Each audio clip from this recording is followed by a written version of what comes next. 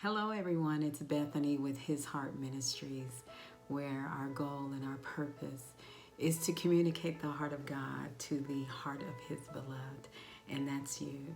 Yes, you are so loved by God, and He wants to share His heart with you. He wants to communicate with you. He wants to make known His will to you.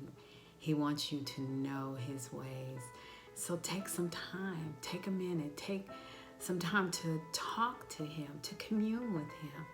You don't have to run away because He wants to share some amazing things about your future, some amazing things about your present. So take a moment, create a space, and meet God early and meet Him daily. So today's topic is on trust, and it's something that I've been dealing with for over a year now. It seems like God just always brings me back to this point of trusting Him. I read in His Word, or someone will give me an encouraging word, and they'll just say, "Hey, Bethany, I just want to encourage you to trust God." And what is trust?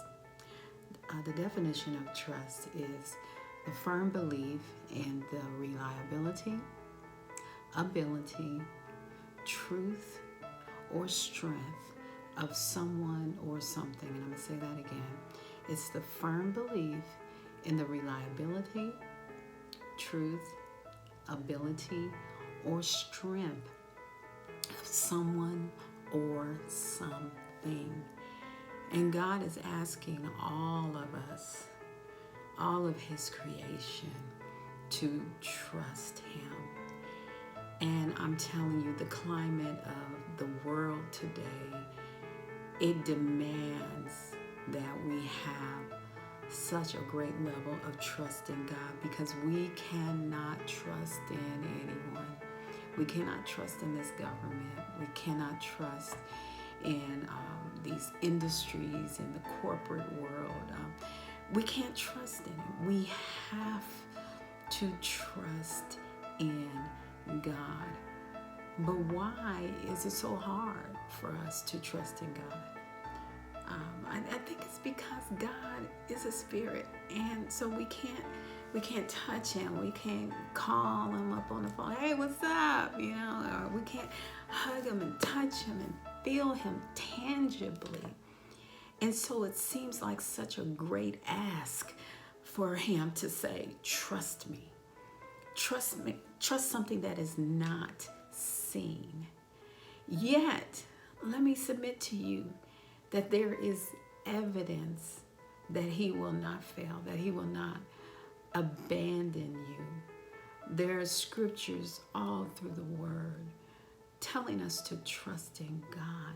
And what happens is, because we're not immersing ourselves in that truth, we falter because we don't have that foundation of truth under us. We're not immersing ourselves with communion with God. So we don't have a connection. So we don't have, again, that foundation. We don't have anything to say that, okay, yeah, I know He's going to do what He said He's going to do, because we have not built up that level between us, that level of trust between you and Him, me and Him. We don't have that communion. We don't have that connection. And God is asking us to trust Him. Now, it's so easy for us to trust in God's creation. We trust in the fact that water is wet and that fire is hot. But we cannot trust in the one who created the sun and created the oceans and the seas with just a word. He brought them into existence. Yet, we cannot trust in the creator of all of that. And it's almost like an effrontery to God to not exercise our faith and not trust in Him. Because He cannot lie. He will not lie. But we get so afraid.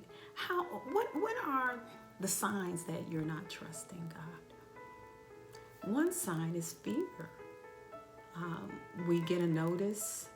We get a bad news. We get a bad report from the doctor, and all of a sudden we're filled with so much fear. We hear something. We find out that, oh my goodness, they lost all my money, and my 401k was mismanaged, and I lost money. And so immediately we become fearful. Because listen, let me tell you something. In this journey, in this life, trouble will come. It's going to happen because we're in this world, on this earth, in this fallen world. So there's going to be trouble all around. But the one constant in our life is God and his immutability. He is unchangeable. He said, I'm the same yesterday, today, and forever. And guess what? You can trust him. I remember a song I wrote many years ago, and some of the lyrics of this, it said, if I was in your yesterday and I was in your times past, well then surely I'm going to be in your here and now. You are the empirical truth, the empirical proof that God cannot lie. Well, what do you mean by that? Well, think about 10 years ago when you were going through the greatest trial of your life, so you thought at that moment, at that time. And fast forward 10 years, guess what? You made it through that. So who brought you through that? God. And see, but it's hard for us to trust God for the right now, for the moment that we're in, for the moment of pain, for the moment between our promise and our blessing. That moment that we're in right now is like, Lord, I don't see where you're going to take me. I don't see it right now because all I can see is the tangible. All I can see and feel is the hurt. All I can see is the pain. This is all I see right now. That it looks like this is not going to work out. All I can see is negative in all my bank accounts. All I can see is the doctor's reports that says I am terminal. All I can see is that I'm going to lose my job. That's all I see right now. And I forget that God brought me through worse back then. He brought me through so many things, but in my moment, all of a sudden, I just don't believe that God is going to bring me through this. And so today, I want to encourage you that he is going to bring you through. Trust is key. Now, trust does not make you immune to pain. It does not make you immune to trouble. It does not make you immune to trials and disappointments. We all go through that. Whether you believe in God or not, you're going to go through some troubles and trials in your life. But what trust does insulate you against the terror, the fear. Trust allows you to face this trouble, this problem, this situation with peace, with an assurance that I don't care how bad it looks right now, this is just for this moment. But there is something greater waiting for me. We love to post on our Facebook pages, Jeremiah 29:11. I know the thoughts that I have for you, thoughts of peace, to bring you to an expected end. We love to post those types of things. Trust in the Lord with all your heart. Lean not to your own understanding.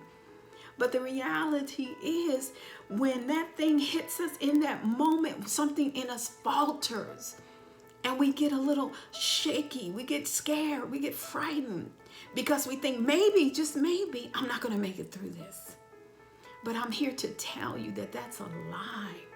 That you can hold fast to the truth of God's word, that he will never leave you. He will never forsake you. You may feel forsaken in this moment, but it's a temporary discomfort. This is just temporal. Honey, there's so much waiting for you. But God wants you to trust him. Regardless of how many things are coming at you, you can have peace in the midst of that storm.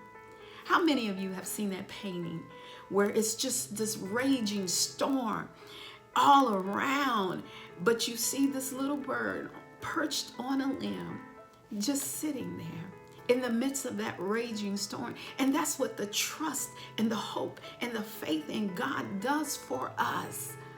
That regardless of what I'm going through, I believe God that I'm going to make it to the next moment, that I'm going to come out of this. And even if you're in a situation because of what you have done, because of something you have sown, because of some action, because of something that you have done, and now you're in a place where you're suffering the consequences of your actions, guess what? Even in that, you can trust God. Because, honey, life is not over until you have drawn your last breath. And you're alive, which means that there is still hope, which means that there is still time for things to change in your life. So even if you're facing and dealing with the consequences of what you have done, guess what? God is there. And you can trust him that he's going to bring you out of even this desert of your own creation. He's going to take you through that and take you to an oasis. He's going to bring you to a place of peace and rest. And you can have that peace and rest right now, right where you are, in the throes and the thick of your hurt, your pain, your disappointment, your fear, your doubt. God wants to give you hope. And you can hold on to that hope by trusting in God. Today, I want you to take time, just Google scriptures on trusting in God and start rehearsing it. Play it over and over and over and over. Start rehearsing it over and over and over. And you can also look back and look at your own life and see where God has brought you through time and time again. You can trust God. I don't care what's going on.